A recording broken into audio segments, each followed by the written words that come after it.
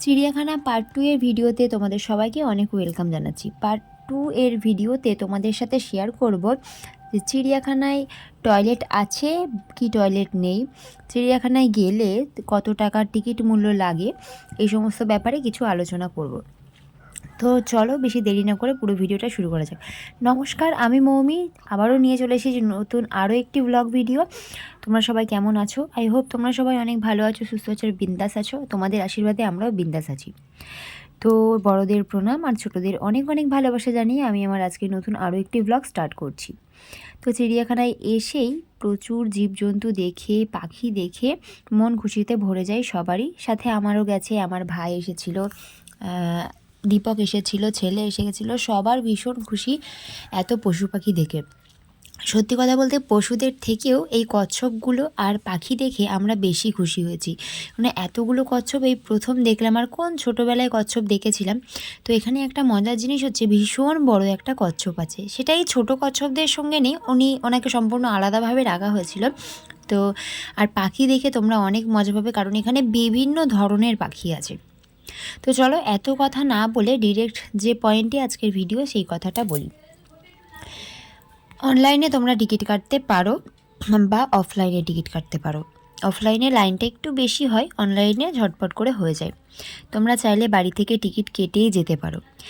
একটা অ্যাপ আছে, ওই অ্যাপের মাধ্যমে বাড়ি থেকে টিকিট কেটে যেতে পারো, অথবা ওখানে গিয়ে ট্রাফিক পুলিশের মতন দেখতে, ওরা হয়তো চিড়িয়াখানার হয়ে কাজ করছে, তাই না? হয়তো ওরা চিড়িয়াখানার হয়ে কাজ করছে, কিন্তু ট্রাফিক পুলিশের মতন একটা টোল ট্যাক্সের যেরকম একটা ছোটো বক্স মতন একটা থাকে, তার মধ্যে দুজন দাদা ছিল এবং তাদের দ্বারাই আমরা খুব সহজেই অনলাইনে টিকিটটা কেটেছি। টিকিট মূল্য ছিল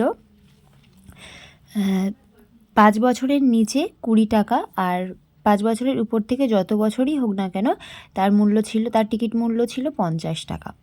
সিজনে হয়তো দাম বেড়ে যায়, সেটা আমার সঠিক জানা নেই। সিজন বলতে ডিসেম্বরের 1 তারিখ থেকে ডিসেম্বরের 31 তারিখ পর্যন্ত এটা একটা সিজন চলে। আর প্রত্যেক সপ্তাহে বৃহস্পতিবার করে চিড়িয়াখানা বন্ধ থাকে। সিজনে যেমন ধরেন, যেটা বললাম, পুরো ডিসেম্বরটা বন্ধ থাকে না, বৃহস্পতিবার করেও খোলা থাকে। আর এটা সকাল 9:30 থেকে বিকেল 6টা পর্যন্ত খোলা থাকে। চিড়িয়াখানায় টয়লেটের ব্যাপারটা এবার চলে আসি। টিকিটের ব্যাপারটা তো ক্লিয়ার হয়ে গেল। তো মেয়েরা কোথাও বেরোলেই সবার আগে মেয়েদের একটা জিনিস মাথায় আসে যে টয়লেট ঠিকমতো পাবো তো? যদি টয়লেট ইউজ করার সেরকমভাবে কোনো সুবিধা না থাকে তাহলে আমরা কি করব? তো সেম একটা প্রশ্ন নিয়ে আমিও চিড়িয়াখানার ভিতর প্রবেশ করলাম এবং বেশ কিছুটা এদিক ওদিক ঘুরতে ঘুরতে দেখলাম টয়লেট রয়েছে। 2 থেকে 3টে টয়লেট পেয়ে যাবে এবং প্রচণ্ড ক্লিন টয়লেটগুলো, একদমই নোংরা ছিল না, খুবই পরিষ্কার টয়লেটগুলো ছিল। সেখানে জলের ব্যবস্থাও রয়েছে, আর সম্পূর্ণ বিনামূল্যে টয়লেটগুলো ইউজ করতে পারো তোমরা। তাই টয়লেটের ব্যাপারটাও তোমরা নিশ্চিন্ত হয়ে যাও। এইবার তোমরা যদি খাবার জলের ব্যাপারটা বলো, খাবার জল কিন্তু তোমরা ওখানে পেয়ে যাবে জল ভরতে, মানে জল ভরার আলাদা একটা জায়গা আছে। তাছাড়া ওখানে অনেক দোকান রয়েছে যেখানে জল পাওয়া যাবে। তবে চিড়িয়াখানার ভিতরে তোমরা যেটাই কিনতে যাও সেটারই দাম অধিক, মানে যতটা দাম হওয়ার কথা তার থেকে অনেকটাই বেশি দাম সব জিনিসের ছিল। সেই জন্যই আমরা জল কিনে নিইনি, জলটা আমরা ভরে নিয়েছিলাম। যারা পার্সোনাল গাড়ি নিয়ে যাবে চিড়িয়াখানার একদম বাইরে পার্কিংয়ের জায়গা রয়েছে, সেখানে পার্কিং করবে। এছাড়া চিড়িয়াখানার ভিতরে তো গাড়ি নিয়ে যাওয়া যাবে না। তবে হুইল চেয়ার অথবা বেবি ক্যারি করার যে গাড়িগুলো হয় সেগুলো অ্যালাউ করা যাবে, কারণ সেগুলো দেখলাম অনেকে যাচ্ছে, অনেক প্রতিবন্ধী বাচ্চা বা খুব ছোট বাচ্চা হলে অ্যালাউ করছে সেক্ষেত্রে। তো আর কোনো প্রশ্ন যদি কারোর মধ্যে থেকে থাকে তাহলে কমেন্ট করো, অবশ্যই আমার জানা থাকলে উত্তর আমি দিয়ে দেব। চিড়িয়াখানায় শুধু পশু পাখিই নেই, তার সাথে রয়েছে ভীষণ বড় একটা পুকুর যেখানে অনেক জল আছে, আর পুকুরের পাড়ে বসতে অনেক ভালো লাগছে। এছাড়াও রয়েছে অনেক গাছ, যে গাছগুলো তোমরা যদি দেখে শেষ করতে পারবে না।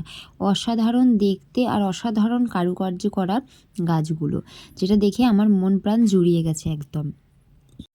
আমার যতটুকু ইনফরমেশান তোমাদের দেওয়ার ছিল দেওয়া হয়ে গেছে। এরপরে যদি আরও কিছু জানার থাকে অথবা এর মধ্যে কোনো কিছু যদি আমি ভুল বলে থাকি তার জন্য আমি ক্ষমা প্রার্থী।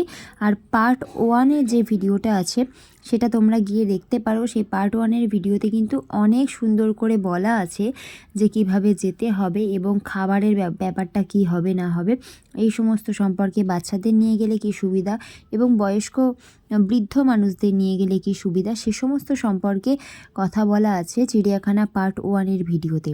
তো তোমরা বেশি দেরি না করে পার্ট 1-এর ভিডিওটা দেখে ফেলো। তো বন্ধুরা, আমার আজকের ভিডিও এই পর্যন্তই। আবার দেখা হবে কাল নতুন আরও একটি ভিডিওর সাথে।